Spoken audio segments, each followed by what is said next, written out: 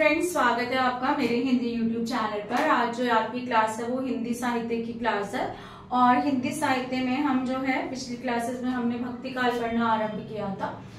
भक्ति काल की भी ये तीसरी क्लास है, क्लास 3 है ये।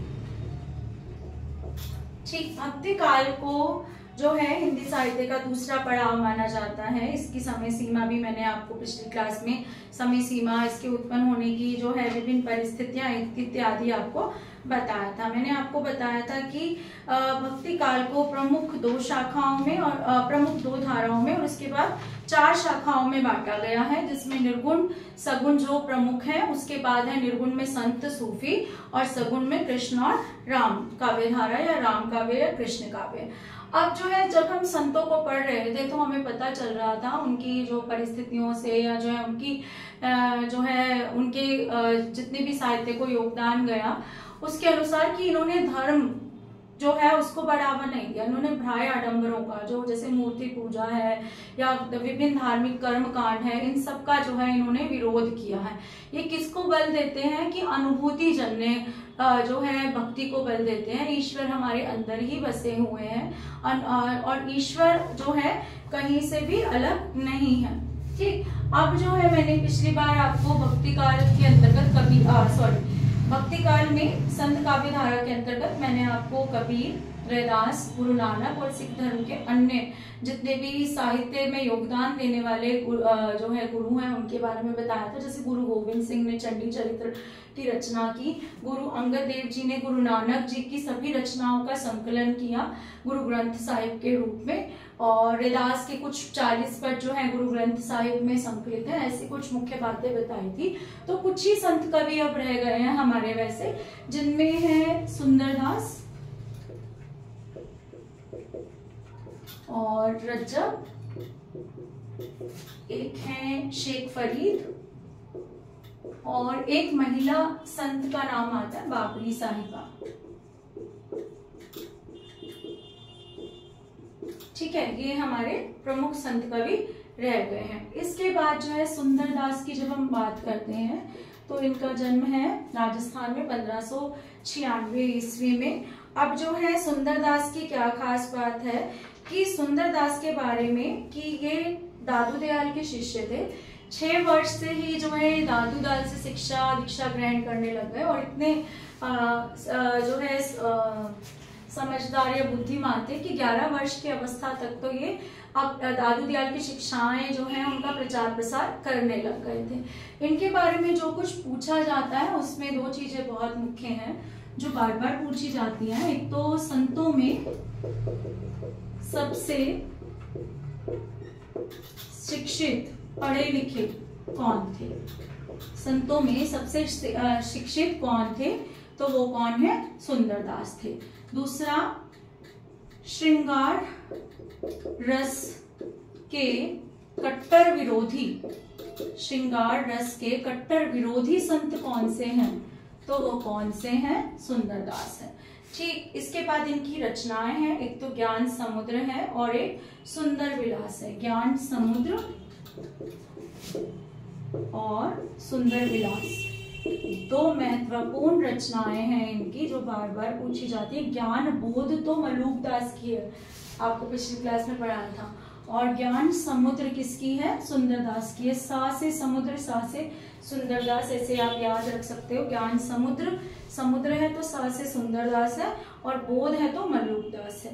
तो यहाँ पर इनकी जो है रचनाओं में सभी भाषाओं के शब्द मिलते हैं और सुंदर ग्रंथावली का संकलन भी किया गया है इनके ग्रंथ का।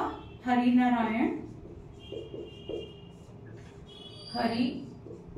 नारायण शर्मा ने इनकी रचनाओं का संकलन किस नाम से किया, सुंदर ग्रंथावली नाम से किया। ठीक, ये सुंदरदास के बारे में हमें पढ़ना है। टीजीटी हिंदी वगैरह के लिए इतना काफी है, पढ़ने के लिए इतना ही पूछा जाता है। दूसरा आ जाते हैं हम यहाँ पर रज्जब के बारे में। हरि नारायण शर्मा ने सुंदर ग्रंथावली इसके बाद आ जाते हैं हम रज्जब पर। रज्जब का नाम पूरा क्या है? रज्जब अली खां। इनका जन्म है 1567 ईस्वी। ये भी किसके शिष्य हैं? दादू दयाल के प्रमुख शिष्य हैं। इनकी जो रचनाएं हैं वो कौन कौन सी है? सर्वांगी, इससे सबरंगी भी बोला जाता है, कई कई जगह पर सबरंगी भी लिखा हुआ आता है रज्जब की रचनाओं का नाम। और जो है दूसरी है बानी। ठीक, दूसरी रचना कौन सी है? बानी। और अंगवधू नामक दादू दयाल की शिक्षाएं जो है उनके संकलन कर्ता भी कौन है? रज्जब है। जैसे धर्मदास ने कबीर की रचनाओं को बीजक के रूप में जो है निखारा या जो है संकलित किया, उसी प्रकार अंगवधू में दादू दयाल की रचनाएं हैं। जैसे हरडे वाणी संत दास दादू दयाल के अन्य शिष्यों ने की थी, ऐसी अंगवधू किसने की? रज्जब ने की है। इसके बाद आते हैं शेख फरीद। शेख फरीद जो है पंजाब के संत हैं और गुरु नानक के समकालीन है।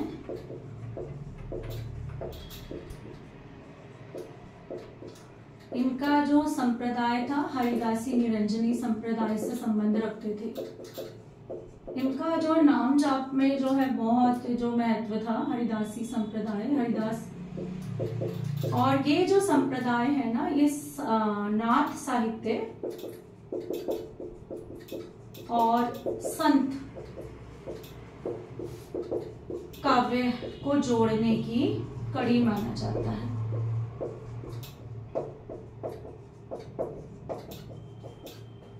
ठीक, तो ये हमें यहाँ पर बहुत अच्छे से याद करना है। अब इसके बाद हम क्या करते हैं कि कुछ प्रमुख पंक्तियां जो है पूरे संत काव्य में से जो जो पंक्तियां प्रमुख हैं उनको देख लेते हैं, फिर उसके बाद जो है हम सूफी काव्य आरंभ करेंगे।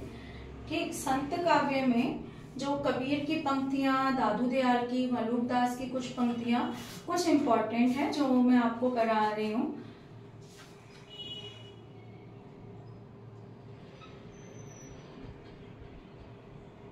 ठीक, सबसे पहले आ जाते हैं कबीर की पंक्तियां। ये मैं मिटा देती हूँ यहाँ से।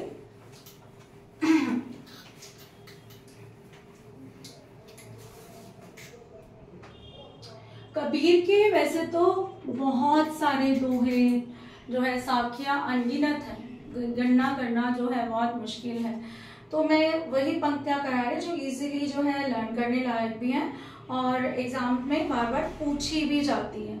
ठीक, कबीर ने जैसे जो है रूपक बनाए थे, बहुरिया हो गया, चूनर हो गया इत्यादि जो है रूपक बनाए थे अपने काव्य में। तो यहाँ पर जैसे पंक्ति है, सबसे पहली, हरि जननी मैं बालक तोरा। ये पंक्ति बार बार पूछी जाती है, हरि जननी मैं बालक तोरा। ये सारे इंपॉर्टेंट है जो मैं आपको बार बार जो है बोल रही हूँ कि इनको लर्न करिए। मैं कहता आँखिन की देखी,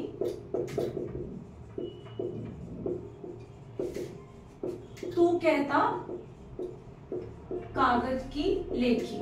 यानी कि कबीर, मैंने जैसे बताया, अनुभव या प्रत्यक्ष देखा हुआ ज्ञान बांटते हैं, और जो ज्ञानी लोग हैं, जो अन्य लोग हैं, प्राय आडंबर करते हैं, ब्राह्मण हो गए, शिक्षित हो गए, वो सब कागज में लिखी हुई बातें बोलते हैं।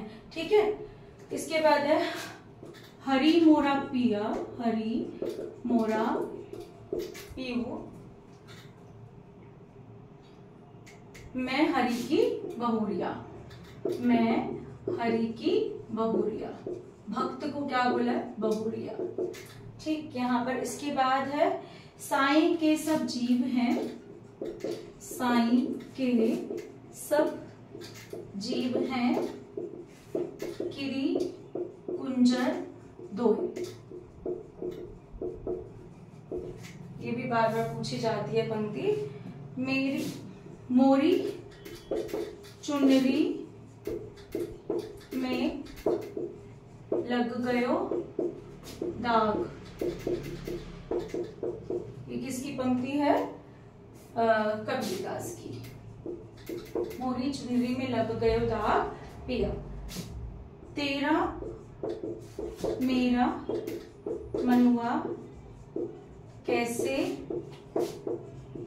एक होई रे। ये वैसे इसी की है। तू कहता काकर की लेखी और मैं कहता आखिर की देखी। तेरा मेरा मनुआ कैसे एक होई रे।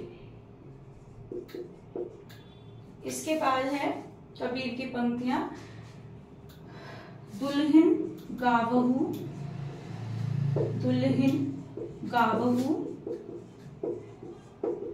मंगला चार।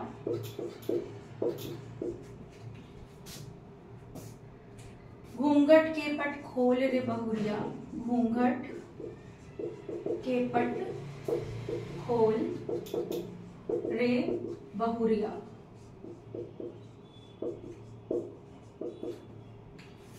संतो आई ज्ञान की आंधी। संतो आई ज्ञान की आंधी। इसके बाद है गुरु गोविंद दो खड़े काके लागू पाए। गुरु गोविंद दो खड़े काके लागू पाए। काके लागू पाए।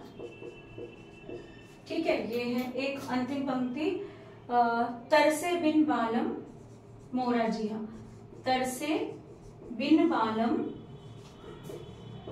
मोरा जिया।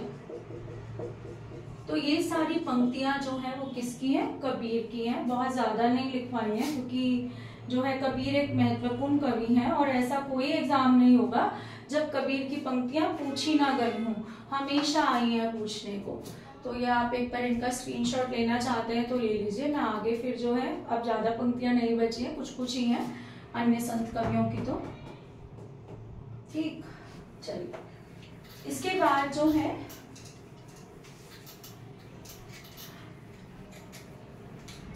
बार बार एक पंक्ति संत नामदेव की बार बार पूछी जाती है। संत नामदेव की पंक्ति।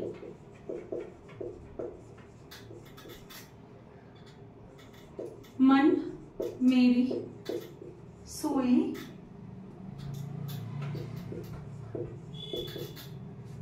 तन मेरा धागा।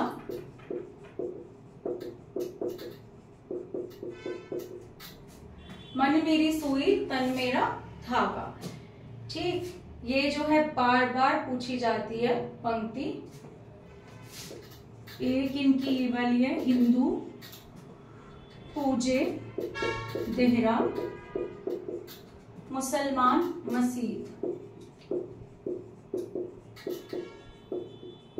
यानी कि मस्जिद। ठीक, तो यहाँ पर ये दो पंक्तियां हमें याद करनी है। एक ये कर लीजिए, माई ना होती बाप ना होते।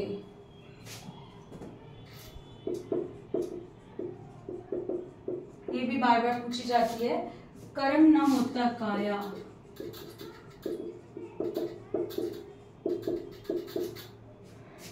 आप नामदेव से याद रखिए। नाम कौन देता है हमें? माता पिता ही देते हैं। तो नामदेव से याद रखिए इस पंक्ति को कि नाम कौन देता है? माता पिता। ठीक, हम नहीं होते नहीं की जो है, हम नहीं होते तुम नहीं होते, कौन कहाँ से आया। माई ना होती बाप ना होते, कर्म ना होता काया, हम नहीं होते तुम नहीं होते, कौन कहाँ से आया। ये जो है इम्पोर्टेंट है बहुत ज्यादा, दोनों तीनों पंक्तियां। मन मेरी सोई तन मेरा धागा, संत नामदेव की। माई ना होती बाप ना, तो बहुत बार पूछी गई है। ठीक, इसके बाद रैदास की तो मैंने जो पंक्तियां आपको एक तो वो बताया था, प्रभु जी तुम चंदन हम पानी, या फिर अगली जो एक और पद बताया था, अब कैसे छूटे राम नाम रट लागी। इसके बाद जो है रैदास की जो है पंक्तियां जो हैं, जो वो मुख्य हैं इन दोनों पदों के अलावा, चलो लिख देते हैं। तुम प्रभु जी तुम चंदन हम पानी जी, तुम चंदन हम पानी, जाति अंगम बास समानी। ये जो है रैदास की पंक्ति है। इसके बाद अगली पंक्ति है, अब कैसे छूटे राम नाम रट लागी। अब कैसे छूटे राम नाम रट लागी। इसके बाद इन्होंने अपनी जाति संबंधित बार बार दोहराया है अपने काव्य में। ऐसी मेरी जाति, ऐसी मेरी जाति विख्यात चमार, ये इनकी पंक्ति है। अपने आप को ये चमार बोलते थे। आपने आज के समय में भी जो चमड़े का काम करते हैं उनके जगह जगह जो है इनकी जो है तस्वीर आपने देखी होगी लगी हुई। इसके बाद है जाति ओछा पाती ओछा। ओछा मतलब क्या होता है, वही नीच, क्योंकि ये बार बार अपने काव्य में आप अपने आप को छोटा कहते हैं। ओछा जन्म हमारा, ओछा जन्म मतलब नीची जाति में जन्म होना, ओछा जन्म हमारा। तो जाति संबंधित जहां पर भी आए वहां पर आपका रेदास है।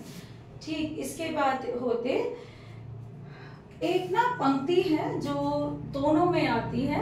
आप जब हम होते तब तू नाही, अब तू ही मैं नाही, अब तू ही मैं नाही।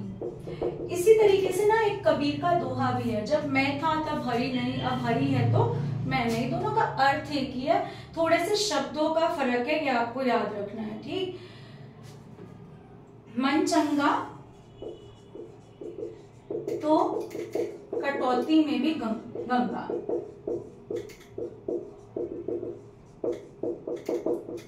ठीक है, ये सिद्धों में भी प्रचलित थी ये वाली पंक्ति। इसके बाद जो है ये इम्पोर्टेंट है, पूछी गई है बार बार। इसके बाद जो है गुरु नानक की जो है एक ही पंक्ति हम करेंगे जो बहुत इम्पोर्टेंट है। गुरु नानक की पंक्ति है, जो नर दुख में दुख नहीं माने, जो नर दुख में दुख नहीं माने, जो नर दुख में दुख नहीं माने, सुख स्नेह अरु भय नहीं, सुख स्नेह अरि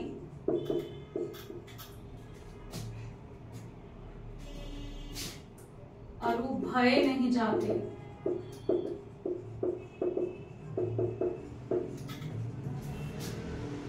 कंचन माटी जाने, यानी कि जो सुख और दुख में एक समान रहता है, ठीक है, उसके लिए सोना सुख दुख कुछ महत्व नहीं रखता। सुख दुख में एक समान रहने वाला व्यक्ति सबसे अच्छा होता है, जो अपने आप को बदलता नहीं है। ठीक, सुख हो चाहे दुख हो, उसे पता है जीवन में इनका आना जाना चलता रहेगा।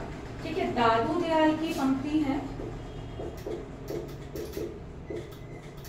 भाई रे ऐसा पंथ हमारा, ऐसा पंथ हमारा, है पक्ष रहित, है पक्ष रहित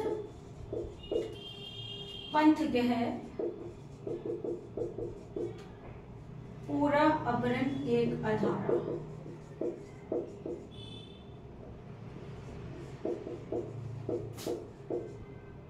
यानी कि किसी को भी महत्व नहीं देते, सबको सबका आधार एक ही है। हाँ, ये बहुत इंपॉर्टेंट है जो दादू दयाल की पंक्ति है, वेरी वेरी इंपॉर्टेंट है। अपना मस्तक काटी के, अपना मस्तक काटी के वीरा हुआ कबीर, वीरा हुआ कबीर। है तो ये संत ही ना, ये कबीर ने नहीं किए कही है पंक्ति, इसलिए ऐसी पंक्तियां तो बार बार परीक्षा में पूछी जाती है जिसमें नाम किसी और का हो और कहीं किसी और ने हो। तो कही है ये दादू दयाल ने, किसके बारे में, कबीर के बारे में ये पंक्ति कही है। ठीक, तो ये हमें याद रखनी है। इसके बाद जो है मलूकदास की एक मैंने आपको कल बताई थी, अजगर करे ना चाकरी पंछी करे ना काम।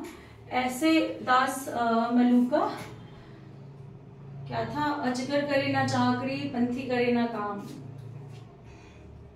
ऐसे दाता राम है कह गए। मैं थोड़ा सा इसको भूल रही हूँ, चलिए कोई बात नहीं, पर मलूकदास की इतनी तो आपको याद ही रहेगी, जोड़ नहीं पा रही हूँ। क्या है, अजगर करे ना चाकरी, अजगर करे ना चाकरी पंछी करे ना काम।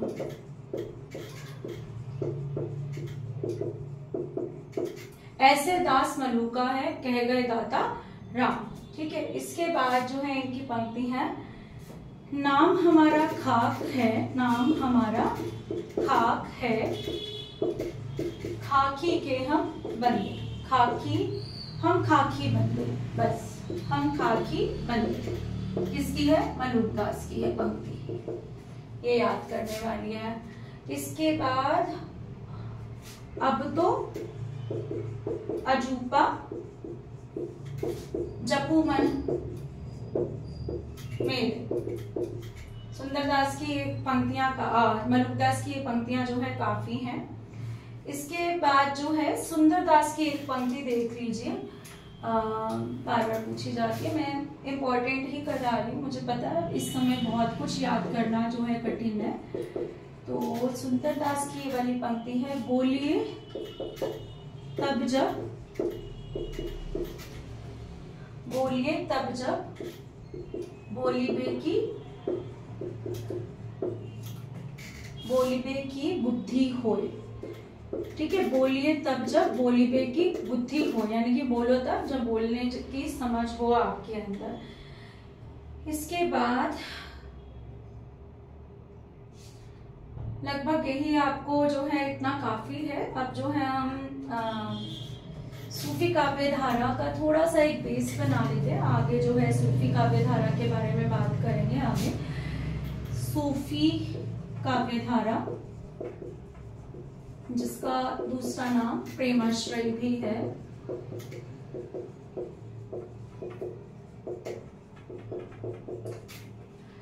तो सूफी जो है, इसका जो प्रचार प्रसार भारत में सूफी काव्य धारा का किसने किया? मुइनुद्दीन चिश्ती ने किया, मुसलमान संप्रदाय से संबंधित है। ठीक है, मुइनुद्दीन चिश्ती ने किया, और कौन सी शताब्दी में किया? 12वीं शताब्दी में किया। अब्दुल फजल एक जो है पुराने समय के कवि थे, क्योंकि जो है मुगलों के साथ ही भारत में जो है मुसलमान धर्म आया है बाद में। तो उन्होंने, अब्दुल फजल ने जो है अकबरनामा और आईने अकबरी जो ग्रंथ लिखे अकबर के बारे में, उसमें जो है उसने मुसलमानों के 14 संप्रदायों की बात की थी, जिसमें से भारत में कुछ प्रसिद्ध हुए, वैसे तो हैं कई सारे, हमें नहीं जो है इतनी डिटेल में जाना। जो इस्लाम धर्म है उसके 4 संप्रदाय जो है भारत में जो बहुत प्रसिद्ध हुए, जिसमें जो है, क्योंकि सूफी संप्रदाय मुसलमानी संप्रदाय से, इस्लामी संप्रदाय से ही संबंधित है। सबसे पहला हुआ चिश्ती संप्रदाय, कादरी संप्रदाय, सुहारवर्दी,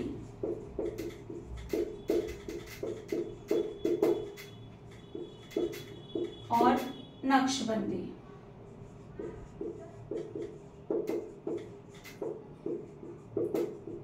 ये 4 संप्रदाय जो है अत्यधिक प्रसिद्ध हुए भारत में। इसमें चिश्ती संप्रदाय जो है, मुइनुद्दीन चिश्ती, जैसे अभी लिखा है, मुइनुद्दीन चिश्ती ने जो है प्रचार प्रसार किया इसका भारत में। सुहारवर्दी का 2 जगह है, एक तो अलग अलग जो है नाम लिखे जाते हैं, बाहुद्दीन जकारिया, बाहुद्दीन जकारिया का नाम आता है। उसके बाद जो है हमारा जो नक्शबंदी संप्रदाय है, उसमें अहमद फारूकी और कादरी, सुहारवर्दी संप्रदाय में जो है, सॉरी मैंने ये गलत लिख दिया है थोड़ा सा, कादरी संप्रदाय में अब्दुल कादिर, इसको थोड़ा ठीक कर लेना, अब्दुल कादिर, और इसमें जो है बहुद्दीन जकारिया। ठीक, ये संप्रदाय जो है बहुत ही जो है फैले यहाँ पर। अब वैसे तो सूफी संप्रदाय जो है उसमें बहुत सारी चीजें हैं पढ़ने की। पहले तो सूफी शब्द ही हमें बताया जाता है कि सूफ जो है, सूफी शब्द में ही क्या है, इसके अलग अलग मतलब ग्रहण किए गए हैं। सूफी शब्द को हम सोफिया यानी कि ज्ञान, इससे जोड़ते हैं। सूफी जो है मस्जिद के बाहर जो जगह होती है उस चबूतरे को भी क्या कहा जाता है, सूफी कहा जाता है। ठीक है, चबूतरा। इसके बाद जो है सूफा, सॉरी, उसके बाद जो है सफा का अर्थ होता है निर्मल, स्वच्छ, जिसमें कोई मैल ना हो। और सूफ का अर्थ होता है ऊन, ये भी होता है। तो अलग अलग जो विद्वान हैं उन्होंने सूफी को, किसी ने सोफिया से जोड़ा, किसी ने सूफा से जोड़ा, किसी ने सफा से जोड़ा और किसी ने सूफ से जोड़ा, कि क्योंकि चबूतरे पर बैठते थे बाहर मस्जिद के और जो है दो लोगों को ज्ञान देते थे, तो वो क्या बन गया, इसलिए सूफी कहलाए। कोई कहता है उनका मन साफ था, सफा से संबंधित है, क्योंकि जो इस्लामी धर्म में एक शब्द का अर्थ ये भी बनता है, सोफिया का अर्थ विद्या या ज्ञान होता है, तो ये ज्ञानी कहलाए, तो वो जो है इनका नाम सूफी पड़ा। लेकिन सबसे प्रमुख जो मत है वो है सूफ के ऊन से है, क्योंकि ये जो सूफी कवि थे अपने ऊपर एक ऊन की चादर सी ओढ़े रहते थे, जिसके कारण इनका नाम जो है सूफी कवि पड़ा है। ठीक है, सफेद ऊन से बना जो वस्त्र ये पहना करते थे, जो कैसा माना जाता था, पवित्र माना जाता था। तो तब से इन कवियों का नाम क्या हो गया, सूफी कवि पड़ गया। अब जो है हमें इस संप्रदाय में दो चीजें सबसे पहले याद करनी है। सबसे पहला, इसको मैं मिटा देती हूँ, इसमें मुईनुद्दीन चिश्ती का नाम जो है सबसे प्रमुख है। बाकी सबके बारे में पता होना चाहिए कि सुहारवर्दी संप्रदाय भी था, कादरी संप्रदाय भी था, नक्शबंदी भी था, इनके नाम पता होने चाहिए। बस काफी मतलब कम प्रश्न आते हैं इनके। इसके बाद जो है सूफी कवियों की खास बात पूजा पद्धति में क्या है। हमारे यहाँ जो है भगवान माने जाते हैं और भक्त जो है मेल होता है, अगर हम शब्द के हिसाब से देखें भक्त। यहाँ पे क्या था, यहाँ पे ईश्वर जो है वो किस रूप में होता है, स्त्री रूप में होता है। परमात्मा किस रूप में होता है, स्त्री रूप में होता है। ठीक है, और भक्त जो है वो किस रूप में होता है, या साधक किस रूप में होता है, वो पुरुष रूप में होता है। ये हमें याद रखना है। ठीक है, सूफी काव्य में यहाँ पर थोड़ा विपरीत है। इसके बाद जो है इनकी प्रेम पद्धति कैसी है, इश्क मजाजी से इनको कहाँ जाना है, अपनी भक्ति को कहाँ तक लेकर जाना है। लौकिक प्रेम से, इश्क मजाजी मतलब लौकिक प्रेम से अपनी भक्ति को किस पड़ाव तक लेके जाना है, इश्क हकीकी तक लेके जाना है। हकीकी मतलब हकीकत का सामना करना। हकीकत क्या है कि ये संसार कैसा है, मिथ्या है, क्या है। इश्क हकीकी तक लेके जाना है, जिसका अर्थ होता है आध्यात्मिक या अलौकिक प्रेम। इस लोक से हटके जो प्रेम है वो क्या है, अलौकिक प्रेम। तो यहाँ से ये शुरू करते हैं इश्क मजाजी से, और कहाँ पहुंचना चाहते हैं, इश्क हकीकी तक ये लोग पहुंचना चाहते हैं। ठीक है, सूफी सिद्धांत पे अब यहाँ से पहुंचने के लिए, यहाँ से लेकर वहां तक पहुंचने के लिए, यानी कि अंतिम अवस्था ज्ञान प्राप्त करने के लिए इनको 4 अवस्थाओं से गुजरना पड़ता है। ठीक है, इन्होंने क्या बोला है इसको, शरीयत, तरीकत, ये बार बार पूछा जाता है, इसमें कोई और ही शब्द डाल दिया जाता है, हकीकत और मार्फत। ठीक है, कैसे याद कर लो, शत हम। ठीक है, शत हम, शरीयत, तरीकत, हकीकत, मार्फियत। मार्फियत जो है अगली, जब से लास्ट वाली अवस्था है, जिससे सिद्धा अवस्था बोला जाता है। क्या बोला जाता है, सिद्धा अवस्था। अब जो है इतना ज्ञानी हो गया कि ईश्वर की प्राप्ति हो गई, आत्मा का परमात्मा से मिलन हो गया। अब शरीयत क्या होता है, जो धर्म ग्रंथों का निषेध कर देना कि हमें नहीं पढ़ने आएंगे, ये सब चीजें नहीं पढ़नी, हमें तो क्या जानना है कि हमें असलियत जाननी है। तरीकत क्या है, हृदय की शुद्धता, अपने दिल को साफ करना है।